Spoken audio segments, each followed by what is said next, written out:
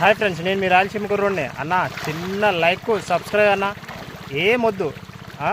నా జన్మ ధన్యం అయిపోద్ది. ఎందుకంటే మేము చేసే కష్టానికి ఆ మాత్రం చేయలేరన్న. చూడండి చైనా చేపలు ఎలా తింటున్నాయో, బీభత్సంగా కొట్టుకుంటున్నాయి.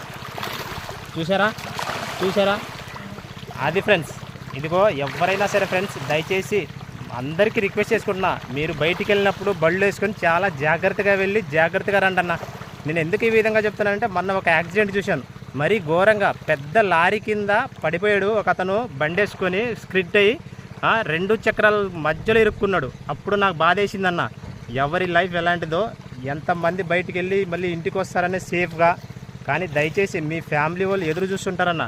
ఒక మనిషి ఇంట్లో పోగొట్టుకుంటే ఎంత బాధ వస్తుందో, ఎంత నరకం అనిపిస్తారో, సంవత్సరం అంతా జీవితాంతం నరకం ఉంటుంది ఫ్రెండ్స్. ఇంటికి పెద్ద దిక్కుపోతే చాలా నరకం. దయచేసి నా రిక్వెస్ట్, బయటికి వెళ్ళిన వాళ్ళు జాగ్రత్త.